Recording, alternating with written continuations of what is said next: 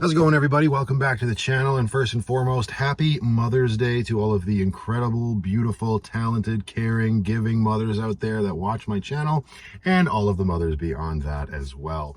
I hope you're all having a fantastic day, and I wish you the absolute best. So welcome back to another entry of Sharing Your Stories, which, if you're new around here, this is a video series here on the VanlifePLUS YouTube channel where I do exactly as the title says. I am sharing stories that have been sent in by members of the community, whether they are living a nomadic lifestyle or aspiring to be part of the van life community and live their life that way, or even if they just want to share stuff from their lives.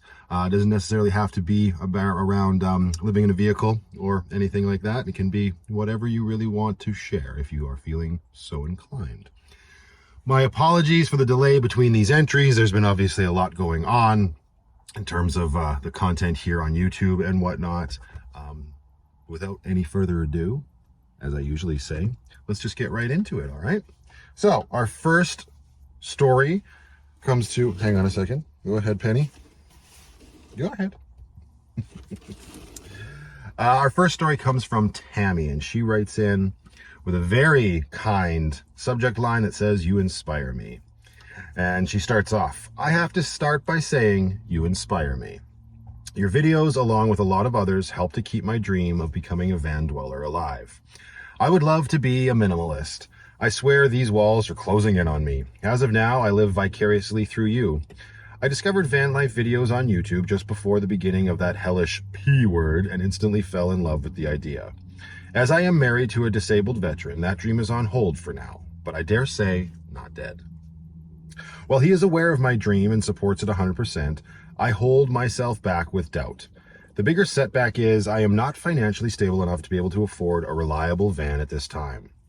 See, I had the biggest fear of driving for most of my life. I didn't even get a driver's license until I was 40 years old. The fear was that debilitating. Then I met a wonderful man that helped me in the biggest way to get over that fear. I had the time of my life with him. We traveled to some really great places, and he showed me just a glimpse of what was out there. Tragically, 6 months after we met, he was killed. We were traveling on his motorcycle close to home one evening when we were struck from behind as we slowed to make a left turn. I won't go into the details about that, but I truly believe that he was put in my life for a reason, to teach me a little about life and a lot about love. 14 years later, my fear of driving is gone, but the doubt I carry about travel scares me a little bit. Not that I think I can't do it, but it would be a big step for me, way out of my comfort zone. So I won't give up on this dream because I want it too badly. Until that happens, I'll keep living vicariously through YouTubers. Keep up the great work, and I'll see you in that next one. Signed, Tammy Lynn. Sorry. It's still early in the morning, forgive me.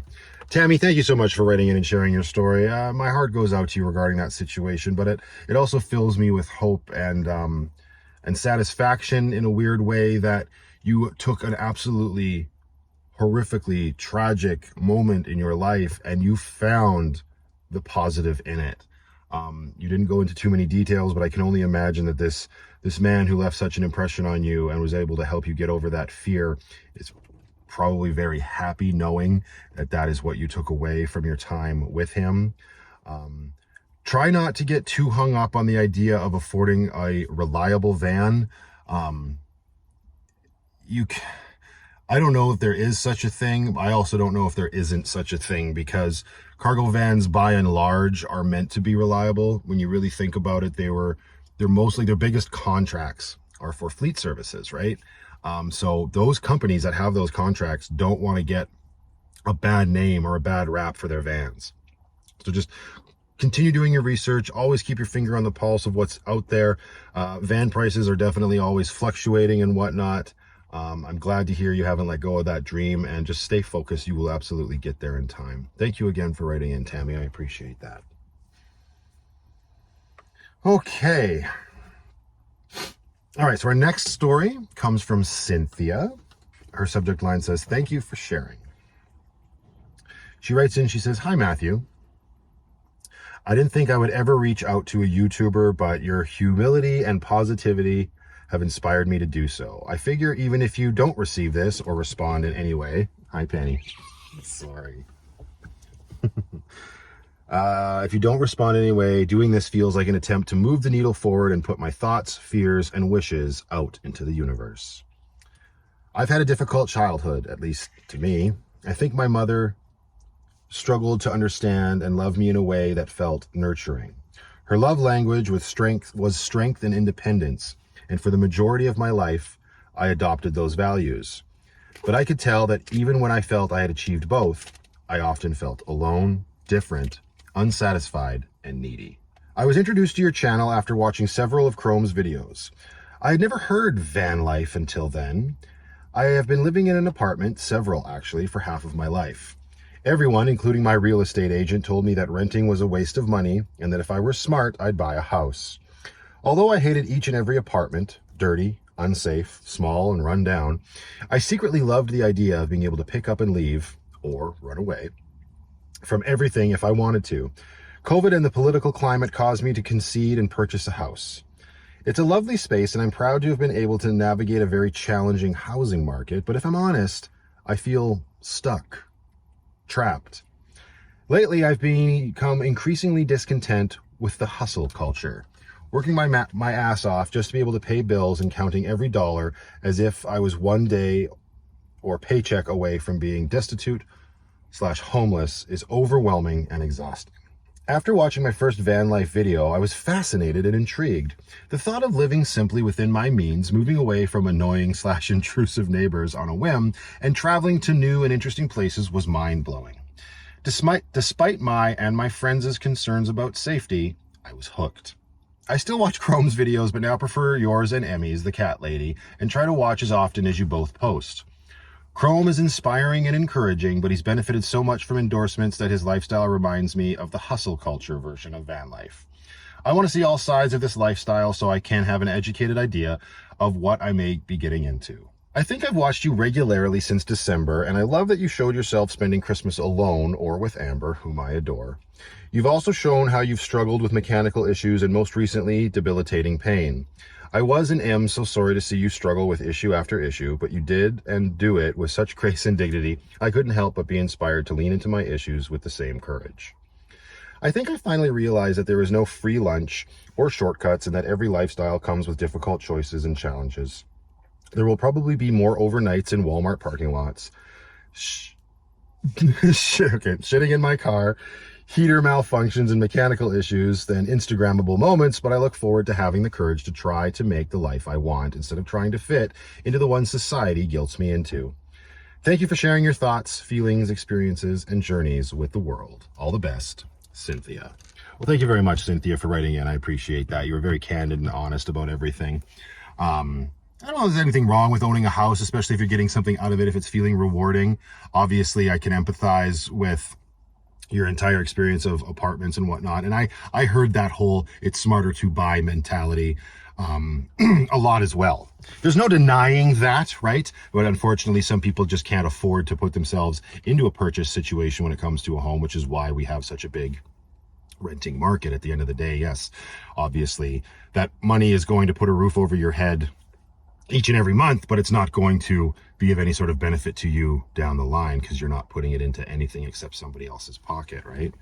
And in that sense, why not put that into a mobile house if that's something that you want to do? A van, a car, a Jeep, a truck, whatever it is. That seems to be, that's smarter in my opinion. But again, that's just my opinion. There's so many people out there that are living sticks and bricks that love it. And we're not here to poo-poo that for them because everyone is entitled to do whatever they want. Thank you for the kind words regarding my channel and Emmys. And don't discredit Chrome. He's a great guy. He's been working hard for over 6 years on what he does. I understand the idea of, his sponsorships and whatnot, but when you're making a career on YouTube, it's definitely it's needed. I've heard, right? Like, you're gonna need to get stuff like that if you want to do it. And when you put as much work into videos as he does, you have to be able to enjoy the fruits of your labors, right? And I see this a lot in this van life community, that people prefer this channel over that channel or whoever's channel over the next person's channel for whatever reason. And by and large, it's because I do understand that people appreciate the realism that certain channels bring, and they show what actual van life is like, because let's get serious, there are plenty of channels out there that are just people that have these fully kitted out beautiful sprinters. And now I'm saying this not knowing these people personally or their backstory at all, but they are, and they're just out there and they're just promoting the good stuff. And those are, I guess those are feel good channels. And there's a lot of people lately that don't resonate with that, or that doesn't resonate with them, I should say. So they're looking for something that's a little bit more relatable and closer to home. I don't think Chrome has ever been that channel. I don't think he's ever gone out there and just shown the good stuff. I think he has always shown his struggles as well. And he is very much living a very realistic van life, one that is successful based on the amount of work that he has done for his channel. It's a scary thing because it's slowly happening here with my channel as well. And as somebody who's putting yourself out there and putting so much of yourself into creating entertainment for people to consume, but then you start to hear, well, I don't like it. If you're gonna have this in your life, or if you're gonna do that in your life, I'm not gonna watch you anymore. That's really daunting to hear and disheartening to hear, honestly. It's kind of, I imagine, scares the shit out of a lot of us. So anyways, all that is to say, you are obviously free to watch whoever you want to watch, but Chrome does a lot of work on his channel, and he definitely deserves everything that he has earned. Regardless, thank you very much, Cynthia, for writing in. I appreciate that. I hope that you can get all your ducks in the row and get exactly where you want to be. I appreciate that you have taken so much away from my struggles and whatnot, and that's the whole point, right? Show what you're going through, and hopefully somebody out there can feel inspired that it's not the end of the world if they start to suffer from mechanical issues or physical pain or whatever the case might be. So, all right, and our next story comes from Stephanie, and her subject line is very friendly and simple. She just says, hello. So Stephanie writes in, she says, I've been listening to the stories you share, and I wish to share mine. I recently turned 42 years old, and I'm so excited to be alive. 42 is a nerdy number, Hitchhiker's Guide to the Galaxy. It's the meaning of life, for those that don't know. But it's also because I don't think I was going to live this long. I didn't think I was going to live this long. The first 3 decades of my life were a nightmare. Severe abuse, homelessness, foster care, horrific stuff that I can't mention here on your channel. It would probably get you booted. It was dark times. I have lost so much, but I am stubborn. Hence my nickname, Stubby. I just don't give up. I honestly think, I don't know how, because of the decades of trauma, I became disabled. I can't work, I disassociate, and I'm flaky due to my fibromyalgia. I understand your physical pain. Gentle hugs. Thank you. I have spent over half of my life in therapy. I've had to learn what healthy relationships are and what boundaries need to be set. There are many painful lessons learning those things, but I am respecting my boundaries and going after all the things I was told I wasn't allowed to do because I was simply a female. Oops, come on now. The last 8 years I have been doing Kung Fu. I now teach it. I love it. It helps my fibro and my mental health. It's a great addition to a good therapist. Now I finally have my service dog, Lucas. He has a book out that I wrote and illustrated. It's called Lucas Service Dog. You can find it on my website. You know what? I'm just going to link that in the description of this video. If people want to go check that out, I'll put that right down there. And I've illustrated 3 other books. I have been an artist since I was 3 years old. I've been trying to get my YouTube channel going.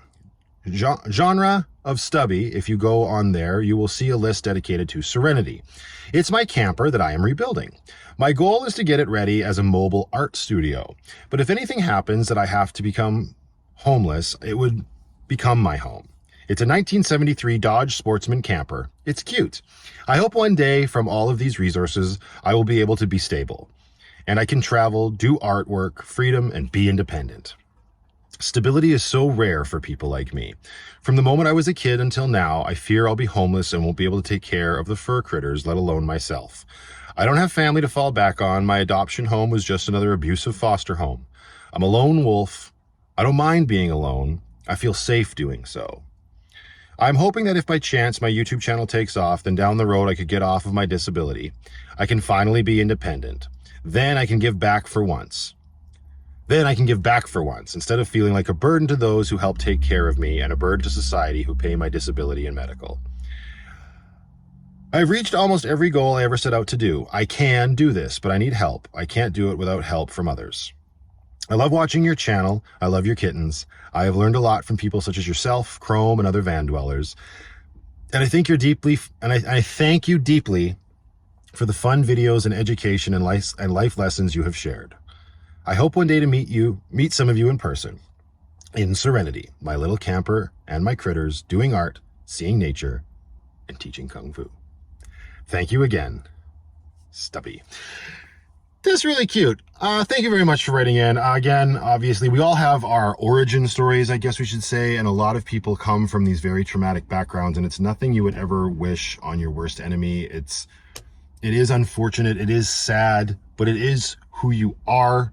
I think you are holding on to it in a way that is empowering you more than anything else. And I totally get the motivation and the drive to not want to be receiving like handouts and being on disability and whatnot. That's good. Those systems are there for a reason though, and you sound like you are prime candidate for them. I wouldn't feel too much guilt over it and just stay focused and keep motivated to get yourself off of it. Just don't let it become a deterrent for you as well. And yeah, I'm really happy to hear that. That's Serenity. That is a great name for your camper. I love that. That's very cool. And yes, I will link the website, which is genreofstubby.com, like I said, in the description below. Thank you very much for writing in, Stephanie. I appreciate that. All right, and...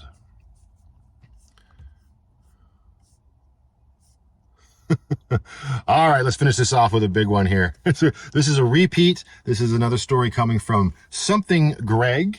He wrote in about the spring chicken a while back, and now he writes in with a subject line that says, Autobahn Adventures in the Opel Cadet. Sorry, my knee is jamming into my tiny home living. There we go. There, let's just sit forward a little bit for this final one. Dear Matthew, thank you so much for sharing my story about the spring chicken. I honestly did not believe that it would be read on your channel, given that it does not directly relate to van life. We take those. However, the fact that you chose to share it with your community shows how much you truly care about your fans. It's always meant a lot to me when a YouTube content creator such as yourself gives back to the people, no matter how big or how small. Today's story is about the 1993 Opel Cadet that I briefly owned between 2009 and 2010. In 2009, I received orders in, oh good, you gave me a way to pronounce this, pronounced Geilenkirchen NATO Air Base, which is located on the Dutch-German border. It's out in the sticks and has a sleepy, hollow feel to it. A great place if you don't want to be stuck in downtown traffic, but not so great if something breaks on a Friday or Saturday night and you need a repairman pronto. The streets roll up early, and most people are 5 beers gone by the time 7 p.m. rolls around. It took a bit of adjusting too on my part, especially after being at a major military base for 4 years previously, but I came to enjoy the rustic atmosphere. Because all my friends and acquaintances were at the previous military base that I had just left, I would drive down on the weekends to see them. After all, I had built a life in that area. I wasn't about to bring my life to a grinding halt just because I was now in a different part of Germany. The weekend trip was a 3.5-hour drive in one direction, and I would cut through the back part of Belgium in order to save time. Making such a trek was fun and exciting at first, seeing the beautiful European countryside, but the miles on my Volkswagen Passat quickly started adding up. It was shortly after that I realized that I needed a second car specifically for these journeys. This is when I found the Opel Cadet. I bought the Opel Cadet off a military spouse who was leaving Germany. She was going through a heartbreaking divorce at the time and needed to close this chapter in her life. Selling her car was one of the last things that needed to be done in order for her to return to the States. The Opel Cadet was in great shape for its age, unlike the spring chicken, and took great on the Autobahn. I had no trouble getting it up to 100 kilometers per hour, which is 60 miles per hour, and keeping with the flow of traffic. For $1,000, it was a real steal. I would drive down on a Friday night and then return to Geilenkirchen on a Sunday afternoon. The Opel Cadet got great gas mileage and handled like a dream. I would make frequent stops to different rest stops or gas stations along the way. since taking breaks while driving long distances is important if you're always on the road. Amen. It was during this time that I learned that in Germany, if there are no public restrooms at a rest stop, people will just go behind a tree or even out in the open. Even more, many truckers are willing to hook up with other truckers at some of these rest stops in order to relieve some boredom. In an open secret of sorts, if you're into that kind of thing. It's an open secret of sorts if you're into that kind of thing. Yikes. He wrote yikes. Things were going great with the Opel Cadet at first. I loved the car and it was a great get-around vehicle. Then, after a few months or so, I started noticing a problem where it wouldn't start at first. Thinking nothing of this, I dismissed it to perhaps it was because of the cold weather outside or maybe a faulty spark plug. A second crank of the engine and the car started up just fine. This was the odd occasion at first, but then it became more frequent. The NATO base had a repair garage and I took the car to the mechanic there. I explained to him what was happening and he performed a diagnostic of the vehicle. He couldn't find anything wrong with it and surprisingly enough, the car would start up just fine for him. I reluctantly trusted his advice and continued to drive the car, thinking it was perhaps a fluke or an occasional gremlin that had come my way. That occasional gremlin decided to make its home in the Opel Cadet a short time later. It would continue to play this game of starting, not starting, without any rhyme nor reason. One time in particular, a fellow military member towed the little Opel with his Jeep back to the repair shop on base, since it would not start once again. I even took the little Opel to another mechanic nearby for a second opinion, and he couldn't find anything wrong with it either. A third set of eyes confirmed what the other two mechanics had told me as well. The moment the clutch went out, I had a fun time driving in downtown Ubach-Pallenberg and stuck in second gear all the way back to the garage. I came to the conclusion that it wasn't an occasional gremlin, but what I had secretly been thinking all along. This car hates me. I believe that cars, like people and animals, have personalities. They either like you or they don't, and to misquote Mike Hall from that Rust Brothers TV show, we are their caretakers. Friends who would borrow the car to run errands would have absolutely no problems with it whatsoever. They commented on how fun the car was, and unlike the spring chicken, I didn't use it for any beer runs or nightlife activities. I kept the use of this car to strictly family-friendly purposes. Perhaps that's where I had gone wrong. The car finally decided that it had had enough of me one evening when I pulled over to a rest stop off the Autobahn. I had been driving all the time for roughly 90 minutes and stopped to stretch my legs. After a quick 5-minute break, I went to start the car back up, only the engine didn't turn over. WTF?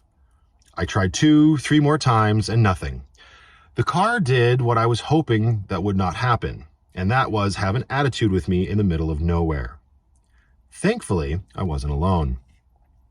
I asked a nearby motorist in my bad German if I could borrow her jumper cables. Turns out she was French, so I switched to the limited French that I remembered from high school. As we went to her car, I noticed that she had 2 cats in the back of her vehicle and litter boxes that were in bad need of changing. I was inclined to believe that she was living part-time out of her car as well, as there were piles of clothing as well, but there was no firm indication of such was the case. We tried jumping the car, only that didn't work either. I then decided to call ADAC, the German version of AAA, on my cell phone, and 40 some odd minutes later, help arrived. The ADAC guy got the car started within a minute and I was good to go. Almost as if the car was happy to see him. I was able to finish my journey without any further incident. I decided to sell the Opel Cadet since it was having an attitude. With the help of a friend, it sold a short time after I had placed an ad on a local website. The sale went through without a problem, and I never heard from the buyer that the little Opel was being problematic. As far as I knew, they enjoyed driving the car and got the max use out of it. I saw the car once or twice after the sale and had to shake my head in disbelief. Well, that's how it goes, I thought to myself. If you or anyone else here has similar problems to what I experienced with the Opel Cadet, just keep in mind that it might actually be you that the car doesn't like, and not any kind of mechanical defect. Much like a stubborn horse or crotchety old man giving you an attitude, if you do experience such an event, talk nice to the car. Give it frequent car washes and apply a coat of wax or two. Who knows, the car might be needing to be pampered like a princess or spoiled rotten like a brat. Please feel free to share the photos of the Opel Cadet that I've included for everyone to see. We can also see the house I used to live in if you look closely. Thanks again for reading another one of my stories. Your YouTube channel continues to be a source of good cheer for me and my wife and an overall positive experience that we both cherish. I hope it brought a smile to your face and brightens up everyone's day. Take care, a fan and a friend, something Greg.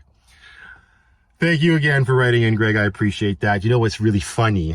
And I don't read these before I start rolling the camera. Lucky's doing that right now. I don't know what's going on. I'm a little bit more inclined to think that it's mechanical, but hey, maybe you're onto something. But I talk to her real nicely and I give her all sorts of baths. So I don't know. I'm gonna keep my finger on that. But yeah, sometimes she just doesn't want to start and takes that second crank, just as you put it. Very strange. Anyway, thank you again to everybody who wrote in. If you would like me to read your story here on the channel, please do not hesitate to send your story into the email address vanlifepluscontact@gmail.com. I would be more than happy to do so. And if you've got any feedback for anybody or want to leave a comment about any or all of these stories, please do so in the comments. That's what this is all about. Again, happy Mother's Day to everybody out there who is a mom. You all deserve all of the love in the world. And to everybody else, until the next one, go out there, be happy, be creative, be yourself. Most importantly, be positive. And I'll see you all in the next one.